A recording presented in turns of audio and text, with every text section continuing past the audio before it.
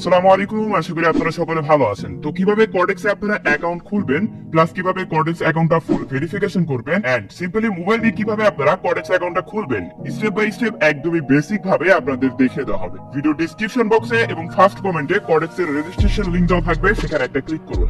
আমাদের লিংকে আপনারা অ্যাকাউন্ট খুললে পরবর্তীকালে অ্যাকাউন্টের যাবতীয় সমস্যা হলে আমাদের সাথে যোগাযোগ করলে আমরা কিন্তু আপনাদের হেল্প করতে পারবো।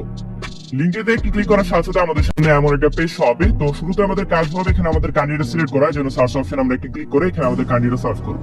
তো এখানে আমরা বাংলাদেশ লিখে সার্চ করে দিলাম, আমরা বাংলাদেশ কান্ট্রিটা এখানে পেয়ে গেছি। তো জাস্ট এখানে বাংলাদেশটা আমরা সিলেক্ট করলাম।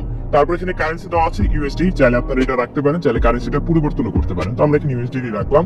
তারপর হচ্ছে ইমেল, এখানে আপনারা হচ্ছে আপনাদের ইমেল আইডিটা দিবেন। তো এখানে আমরা ইমেল আইডিটা দিয়ে দিলাম।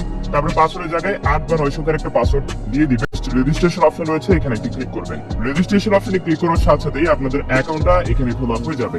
এখনো ভেরিফাই না, তো অ্যাকাউন্টটা ভেরিফাই করার জন্য এখানে মি অপশন রয়েছে, ম্যান একটা আইকন পাবেন, এখানে আমরা একটা ক্লিক করব।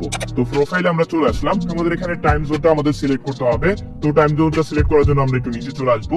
নিচে আসার পর এখানে আমরা দেখতে পাচ্ছি আমাদের টাইম জোন কিন্তু এখানে দেওয়া রয়েছে ইউটিসি +06। তো এটা হচ্ছে বাংলাদেশি টাইম, অবশ্যই আপনারা এটা সিলেক্ট করে রাখবেন। তো এটা একটা বেসিক, আমি আপনাদের জাস্ট বলে দিলাম।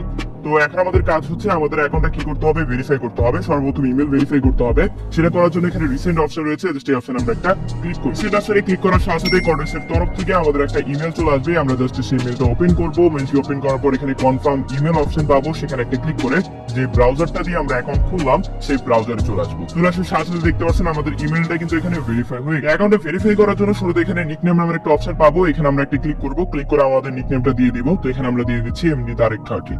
তো এখানে আমরা দিয়ে দিলাম। তারপর এখানে ফার্স্ট নেমের জায়গায় আমরা আমাদের নাম দিয়ে দিচ্ছি এমডি তারেক।